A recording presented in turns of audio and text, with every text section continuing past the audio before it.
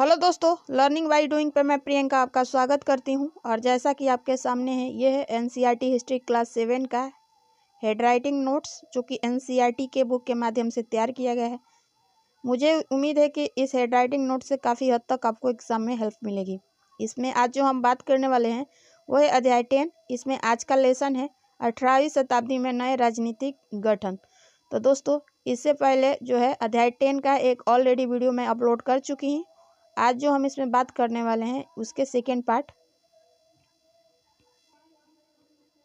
वो है दोस्तों। आज का टॉपिक वो है सिख के बारे में देखते हैं क्या जिक्र किया गया दोस्तों। तो 17वीं शताब्दी के दौरान सिख एक राजनीतिक समुदाय के रूप में गठित हो गए और गुरु गोविंद सिंह ने 1699 में खालसा पंथ की स्थापना से पूर्व और उसके पश्चात राजपूत व मुगल शासकों के खिलाफ कई लड़ाइयाँ लड़ी। और आगे जो बात करें दोस्तों वो है कि 1708 में गुरु गोविंद सिंह की मृत्यु के बाद बंदा बहादुर ने के नेतृत्व में खालसा ने मुगल सत्ता के खिलाफ विद्रोह किए। और आगे थोड़े से चले दोस्तों तो वो बात किया गया है कि बाबा गुरु नानक और गुरु गोविंद सिंह के नाम मुख वाले सिक्के गढ़कर अपने शासन को सार्वभौम बताया। और 1715 में बंदा बहादुर को बंदी बना लिया गया और उसे 1716 में मार दिया गया। आगे और हम आप बात करें दोस्तों आपसे वो है दोस्तों कि 18वीं शताब्दी में सिखों ने अपने आप को पहले जत्थों में तथा बाद में मिसलों में संगठित किया और इन जत्थों और मिसलों की संयुक्त से नए दल खालसा कहलाती थी। दल खालसा बैसाखी और दिवाली पर अमृतसर में मिलता था दोस्तों। और इन बैठकों में सामूहिक निर्णय लिए जाते थे जिन्हें गुरु माता यानी गुरु के प्रस्ताव कहा जाता था। आगे थोड़े से और हम चले दोस्तों तो वो बात किया गया है कि सिखों ने राखी व्यवस्था स्थापित की, जिसके अंतर्गत किसानों से उनकी उपज का 20% के रूप में लेकर बदले में उन्हें संरक्षण प्रदान किया जाता था। खलासों ने मुगल सूबेदार व अहमद शाह अब्दाली का विरोध किया। दोस्तों, इसमें नोट है कि अहमद शाह अब्दाली ने मुगलों से पंजाब का समृद्ध प्रांत और सरहिंद की सरकार को अपने कब्जे में कर लिया था। आगे और हम आपसे बात करें दोस्तों तो वो है खालसा ने 1765 में अपना सिक्का गढ़कर सार्वभौम शासन की घोषणा की और सिक्के पर उत्कीर्ण शब्द वही थे जो बंदा बहादुर के समय में थे। आगे बात किया गया दोस्तों वो है महाराजा रणजीत सिंह ने विभिन्न सिख समूहों के फिर से एकता कायम करके 1799 में लाहौर को अपनी राजधानी बनाया। आगे बात किया गया दोस्तों वो है मराठों के बारे में देखते हैं क्या जिक्र किया गया है दोस्तों। तो दोस्तों, शिवाजी जिनका शासनकाल 1627 से 1680 में एक शक्तिशाली योद्धा परिवार देशमुखों की सहायता से एक अस्थायी राज्य की स्थापना की, जिसमें कृषक पशुचारक यानी कुणबी मराठों की सेना का मुख्य आधार बन गए। शिवाजी की मृत्यु 1680 के बाद दोस्तों यानी पश्चात मराठा राज्य में प्रभावी चित्तपावन ब्राह्मणों में एक परिवार के हाथ में रही। और आगे जो जिक्र किया गया दोस्तों वो है कि शिवाजी के उत्तराधिकारियों के शासनकाल में पेशवा जो होता है दोस्तों प्रधानमंत्री के रूप में अपनी सेवाएं देते रहे और पुणे बोले तो मराठा राज्य की राजधानी बन गई। पेशवा मुगलों के किला पर हमला नहीं करके शहरों और कस्बों पर हमला बोलते थे। आगे जो बात किया गया दोस्तों है 1720 के दशक तक मुगलों से मालवा और गुजरात छीन लिया गया और 1730 में के दशक तक मराठा नरेश दक्कन में अधिपत्य हो गया और साथ ही क्षेत्र पर चौथ और स्वदेशमुखी कर वसूलने का अधिकार भी मिल गया। तो चलिए इनके बारे में थोड़ा सा जिक्र किया है दोस्तों। चौथ क्या होते थे तो दोस्तों जमींदारों द्वारा वसूले जाने वाले भू राजस्व का 25% दक्कन में उनको मराठा जो थे वसूलते थे। और सरदेशमुखी जो था दोस्तों दक्कन के मुख्य राजस्व संग्रहकर्ता को दिए जाने वाले भू राजस्व का 9 से 10% यानी 9 से 10% हिस्सा होता था।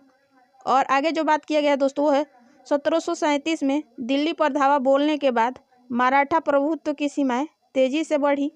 और थोड़े से आगे जो बात करें दोस्तों वो है उत्तर में राजस्थान और पंजाब, पूरब में बंगाल और उड़ीसा और दक्षिण में कर्नाटक और तमिल एवं तेलुगु प्रदेश तक फैल गई और औपचारिक रूप से मराठा साम्राज्य में सम्मिलित नहीं किया गया, मगर भेंट की रकम भी ली जाने लगी। आगे जो बात किया गया दोस्तों वो है 1761 में पानीपत की तीसरी लड़ाई में मराठों के सैन्य अभियानों के कारण शासकों से कोई सहायता नहीं मिली। मराठों ने प्रभावी प्रशासन व्यवस्था, कृषि को प्रोत्साहित और व्यापार को पुनः जीवित किया और इससे सिंधिया, गायकवाड़ और भोसले जैसे मराठा सरदारों को शक्तिशाली सेनाएं खड़ी करने के लिए संसाधन मिल सके। और आगे जो बात किया गया दोस्तों वो है उज्जैन सिंधिया के संरक्षण में और इंदौर होलकर के आश्रय में फलता फूलता रहा। और आगे बात किया गया दोस्तों वो है मराठों द्वारा नियंत्रित इलाकों में व्यापार के नए मार्ग खुले। चंदेरी के रेशमी वस्त्रों को मराठों की राजधानी पुणे में नया बाजार मिला। और आगे जो बात किया गया दोस्तों वो है बुरहानपुर पहले आगरा और सूरत के बीच, लेकिन अब दक्षिण में पुणे और नागपुर तथा पूरब में लखनऊ तथा इलाहाबाद को शामिल कर लिया गया था, किसके वाणिज्यिक क्षेत्र में।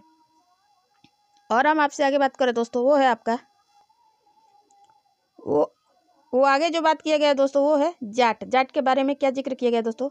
तो चूड़ामन के नेतृत्व में दिल्ली के पश्चिमी स्थित क्षेत्रों पर नियंत्रण किया और 1680 के दशक आते आते दिल्ली और आगरा पर प्रभुत्व क्षेत्र में पानीपत तथा बलभद्र जैसे महत्वपूर्ण शहर व्यापारी केंद्र बन गए। आगे जो बात किया गया दोस्तों वो है सूरजमहल के राज्य में भरतपुर शक्तिशाली राज्य के रूप में उभरा। और आगे थोड़ी सी चले हम दोस्तों वो बात किया गया है कि 1739 में नादिर शाह के दिल्ली आक्रमण के समय पर प्रतिष्ठित व्यक्तियों ने भरतपुर में शरण ली और डीग में जाटों ने अंबर और आगरा की शैलियों का समन्वय करते हुए एक विशाल बाग महल बनवाया था। आगे और हम आपसे बात करें दोस्तों वो है दोस्तों फ्रांसीसी क्रांति, जो 1789 से 1794 तक इनके शासनकाल रहा। इस दौरान क्या क्या चीज़ें हुई उनके बारे में देखते हैं क्या जिक्र किया गया है। तो दोस्तों अमेरिकी जो 1776 से 1781 और फ्रांसीसी क्रांतियों अभिजात वर्ग के सामाजिक व राजनीतिक पदाधिकारों को चुनौती दी और इनका मानना था कि समाज में किसी भी समूह के जन्मसिद्ध पदाधिकार नहीं होने चाहिए, बल्कि लोगों का सामाजिक स्थिति योग्यता पर निर्भर करनी चाहिए। आगे थोड़े से और हम बात करें दोस्तों तो वो है फ्रांसीसी और अमेरिकी क्रांतियों जैसे आंदोलनों ने धीरे धीरे प्रजाओं को नागरिक में बदल डाला। तो इस तरह आपका जो है अध्याय 10 समाप्त होता है। और इस तरह NCERT 7 की जो हिस्ट्री की पूरी जो दोस्तों बुक है उसके माध्यम से हैंडराइटिंग नोट तैयार कर मेरे द्वारा आपको प्रोवाइड किया गया है। मुझे उम्मीद है कि काफ़ी हद तक आपको प्रॉफिट मिलेगा। तो अगर आप हमारे चैनल पे नए हैं तो वीडियो को लाइक, चैनल को सब्सक्राइब और अपने फ्रेंड, कलीग्स या आप जिनसे कनेक्टेड है उनके यहाँ वीडियो शेयर करें ताकि इस कंटेंट का प्रॉफिट उनको भी मिल सके। फिर मिलेंगे नेक्स्ट वीडियो के साथ और नए जो NCERT का बुक क्लास 8 का है उसके साथ हिस्ट्री का। तब तक के लिए धन्यवाद दोस्तों। आपका दिन मंगलमय हो।